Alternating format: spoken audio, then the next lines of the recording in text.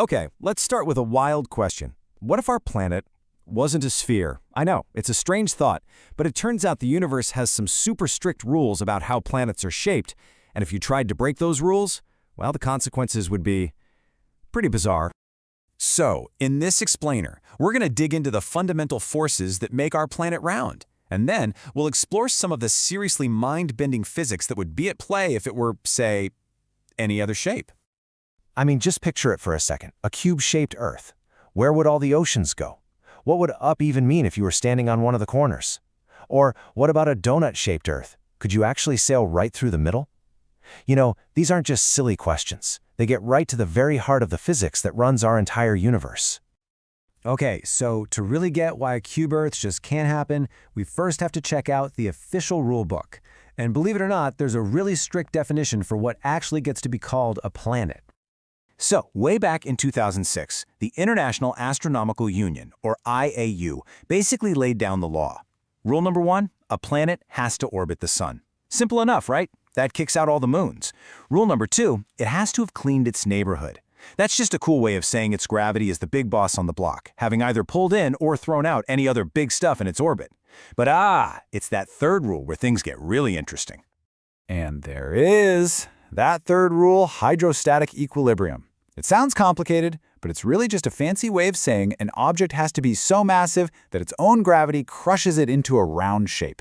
So get this, being a sphere isn't just like a common feature of planets, it's a non-negotiable requirement to even get in the club. So, how exactly does that happen? Well, the answer comes down to one thing, the single most powerful force in the cosmos on a grand scale, gravity. Yeah, you can really think of gravity as the ultimate sculptor of the universe. It doesn't use a hammer or a chisel, though. Its tool is mass itself, and it only has one artistic style. It pulls everything, and I mean everything, toward the center, equally from all directions. And this is where you see this amazing cosmic tug-of-war play out. For little guys, like asteroids, the internal strength of the rock is actually stronger than their own weak gravity. So they just stay as these lumpy, potato-shaped things. But when you get a planet-sized amount of mass, gravity's pull is just overwhelming. It wins, hands down. It crushes the object, yanking down all the high points and smoothing everything out until it forms the most stable, efficient shape possible, a sphere. And the cool thing is, we don't have to look very far to see this in action. Our very own solar system is a perfect laboratory for this. See, astronomers basically split our 8 planets into 2 main groups. First, you've got the terrestrial planets. That's Mercury, Venus, Earth, and Mars. They're the small, dense, rocky ones. Then you have the giant planets, Jupiter, Saturn, Uranus, and Neptune. These are the huge, massive, low-density gas giants. And this table really shows you how different they are. Just look at Jupiter. It's an absolute behemoth. Its diameter is more than 11 times Earth's, and it's got 318 times the mass. But then, look at the density. It's so much less dense. It's basically this massive, puffy ball of gas compared to our compact little rocky world. And yet, despite all these massive differences, what do they have in common? They're both spheres. And why is that? Because both of them have more than enough mass for gravity to win that cosmic tug-of-war we were talking about. And just to give you a sense of how ridiculously low density these gas giants can be, check this out. This is an amazing fact about Saturn. Its overall density is actually less than water. So yeah, literally, if you could find an ocean big enough to hold it, Saturn would float. How wild is that? And the differences don't stop there. Look at their rotation speeds. For the rocky planets, it's what one source called a cacophony. You've got Earth spinning in about 24 hours, but then Venus takes a whopping 243 days for just one rotation. But the giants? Oh, they're the sprinters of the solar system.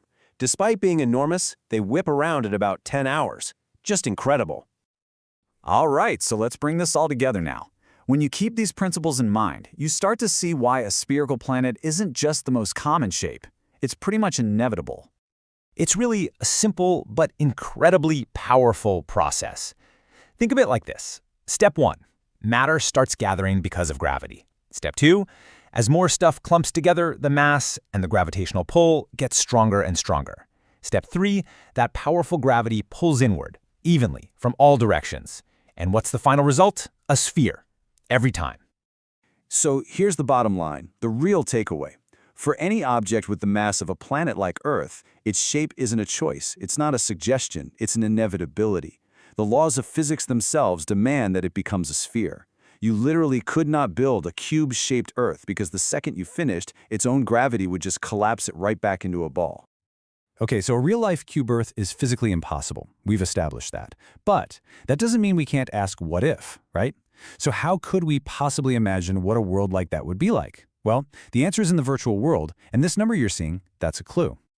That 50 kilometers, that represents the level of detail, the resolution, in a modern climate model that scientists use to simulate incredibly complex things, like hurricanes. And they use these exact same kinds of tools to explore these big cosmic what-ifs.